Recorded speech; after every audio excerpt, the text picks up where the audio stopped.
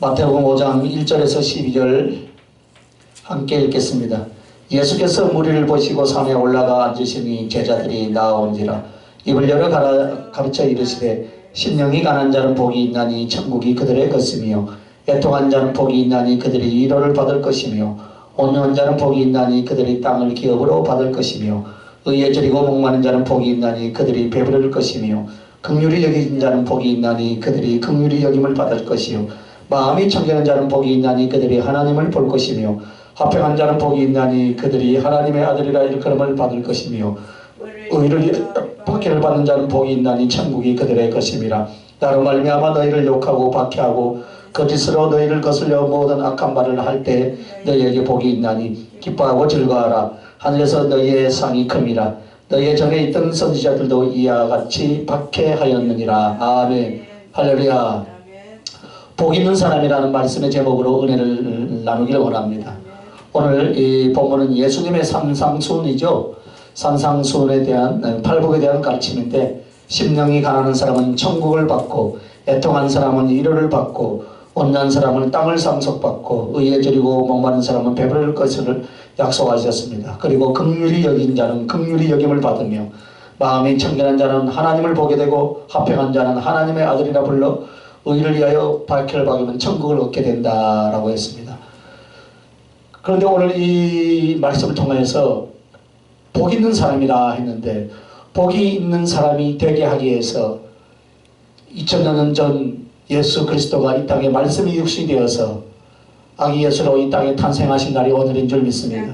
그래서 이 예수님 진리를 주신 그 예수님이 오늘 우리 팔복 이 땅에 살아있는 지금 2022년 오늘 이 성탄절을 맞이하는 우리들에게 너희들이 신앙의 삶을 이 팔복에 말씀하는 것처럼 살아야 된다 이 말이에요. 할렐루야. 그래 살게 하기 위해서 주님은 이 땅에 진리가 되셔서 오신 줄 믿습니다. 그래서 심령이 가난한 자가 되라 그랬어요. 복 있는 사람은. 복 있는 사람이 되기 위해서 어떻게 합니까? 이 땅에서 심령이 가난한 자라. 그 당시나 오늘날이나 가난은 무엇입니까? 핍절한 것이죠. 누군가에 의존해야 하는 이 상태를 가리킵니다. 그래서 예수님은 심령이 가난해야 된다 이렇게 하심으로 우리의 마음이 하나님을 향하여 겸손하여 늘 하나님을 의존할 것을 말씀하신다 이 말입니다. 결국 이 말이 무엇입니까? 십자가의 그 은혜와 사랑을 깨달은 너희들이 언제나 너희들의 믿음은 나를 향하여 겸손히 나를 의지해야 한다 이 말이에요. 할렐루야. 신앙의 삶은 이렇게 살라 이 말이에요. 이것이 바로 심령이 가난한 자다. 그리고 애통한 자는 복이 있나니 그들이 위로를 받을 것이다 했습니다. 애통한 자라는 것은 하나님을 향하여 자신의 죄를 슬퍼하는 사람이다 이 말입니다. 그래서 우리 성도들은 예사롭지 않은 조그만 죄일지라도 어떻게 합니까?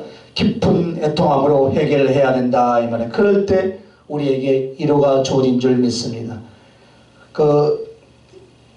위로라는 그 업문의 의미는 무엇이냐면 곁으로 부른다 이말 가까이. 즉 예수님은 죄를 진정으로 슬퍼하는 사람을 부르셔서 다정히 품어주시고 용서와 위로를 해주신다 이 말입니다. 할렐루야. 그렇기 때문에 언제나 우리는 너희들은 신앙의 삶을 어떻게 살아야 하고 이렇게 살라 이 말입니다. 그리고 온유한 자는 복이 있나니 했죠. 5절에 그죠? 그들이 땅을 기업으로 받을 것임이라. 온유는 부드러운 성품을 의미하고 또 악에 대해서 참고 견디는 성질을 말한다요. 그런 사람에게 땅이 주어진다. 그래서 땅이 주어진다니까 부동산인 줄 알아요. 아니에요. 땅은 궁극적으로 주어질 영원한 천국을 의미하고 또 현실적으로는 무엇이냐면은 현실적인 의미로 갖고 있는데 즉 거칠고 완고한 사람이 이 세상을 차지하는 것이 아니고 약해 보이지만 온유한 사람이 결국 이 땅에서 견디고 온유한 사람이 땅을 차지한다는 것은 이 땅에 있는 그 영혼들 그들에게 영향력을 끼치는 것을 땅이라는 의미로 우리에게 주셨다 이 말이에요. 할렐루야. 땅이 곧 우리의 심령이잖아요. 그죠? 땅, 심령. 그래서 온유한 사람은 결국 어떻게 해요?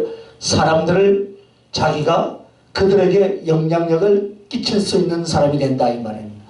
모세도 이 땅에서 가장 온유한 자로 했어요. 그 온유함으로 말미암아 어떻게 했습니까? 이스라엘 백성들을 이끌어내는 지도자가 된 줄 믿습니다. 그리고 6절에 보면은 의에 줄이고 목마른 자는 복이 있나니 그들이 배부를 것이다 했습니다. 의는 법정적 의미로서 사람이 따라야 하는 하나님의 의로움을 말하는데, 줄이고 목마르다라는 것은 무엇이냐? 바로 하나님의 의가 이 땅에 구원되기를 간절히 바라는 그런 상태를 말하는 거예요. 바로 그런 사람들에게 하나님의 의가 채워져서 배부르게 될 것이다 이 말이에요. 그래서 하나님의 의를 따르며 그 의가 실현되기를 간절히 바라는 의인에게는 반드시 그 하나님의 의가 실현이 될 것을 약속하신 말씀입니다. 그리고 긍휼은 7절에 긍휼이 있죠. 긍휼은 자비롭게 여기다 혹은 불쌍하게 여기다 라는 뜻인데, 예수님은 이 땅에 어려움을 당한 사람들, 또 병든 사람들을 늘 불쌍히 여기셨다라고 마태복음 14장 14절에 또 누가복음 7장 13절에 쭉 말씀합니다. 다른 사람의 처지에 대해서 불쌍히 여기는 사람은 하나님께로부터도 똑같은 그런 여김을 받게 된다 이 말이에요.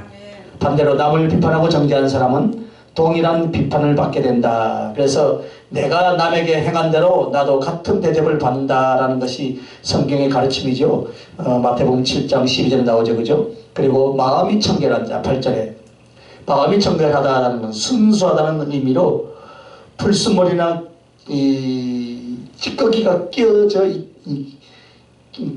불순물이 없는 상태예요. 그래서 기도할 때도 믿음으로 구하지 않고 의심함에 두 마음을 품은 사람은 하나님의 응답을 받을 수가 없다 이 말입니다.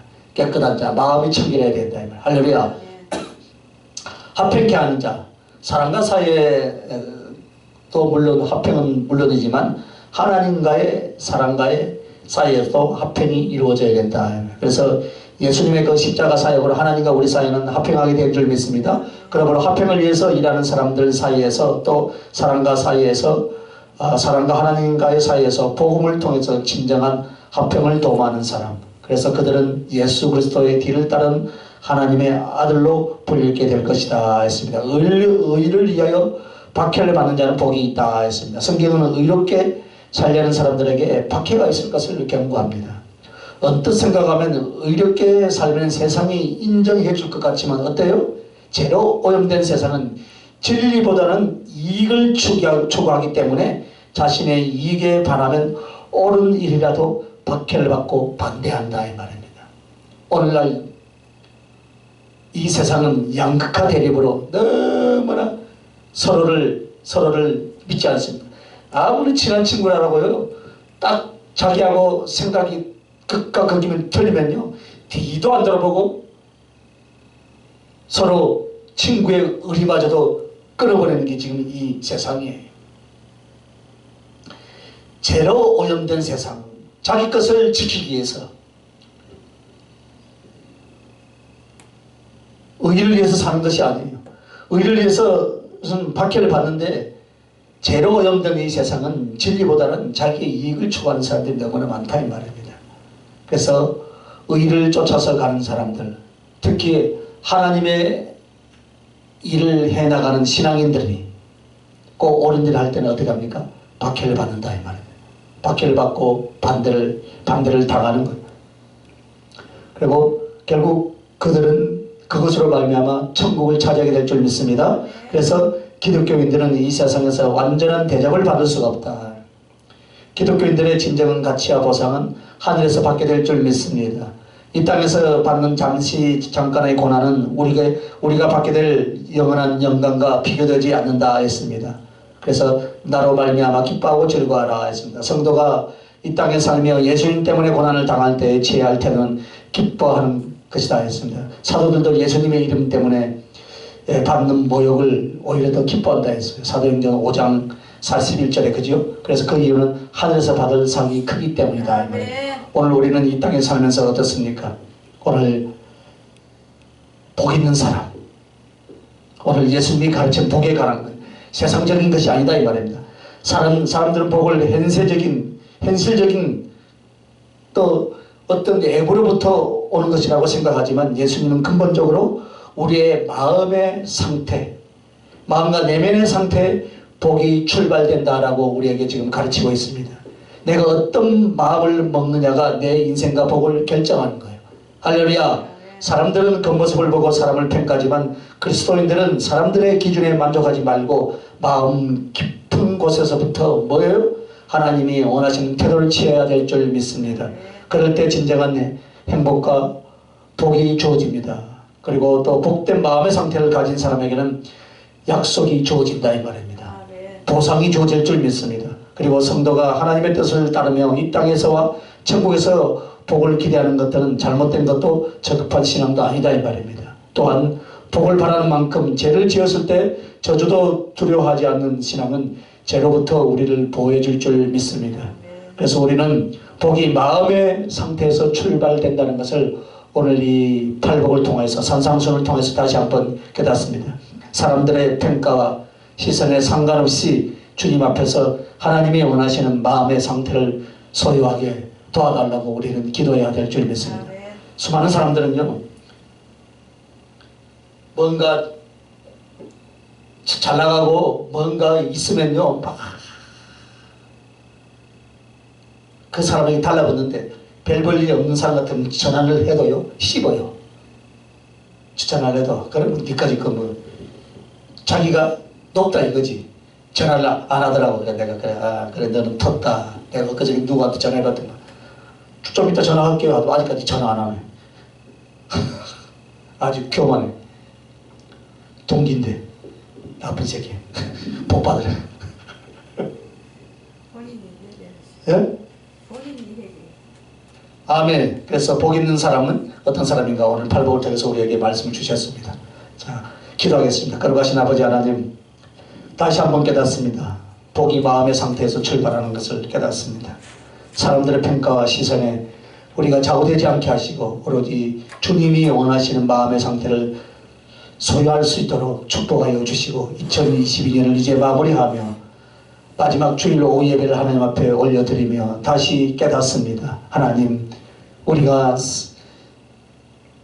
사람을 보면 절망뿐이고 세상을 보면 소망이 꺼집니다. 그러나 오직 주님만 바라보며 달려가게 하옵소서. 감사합니다. 예수님 이름으로 기도합니다. 아멘. 하늘에 계신 우리 아버지여, 이름이 거룩히 여김을 받으시오며 나라의 마음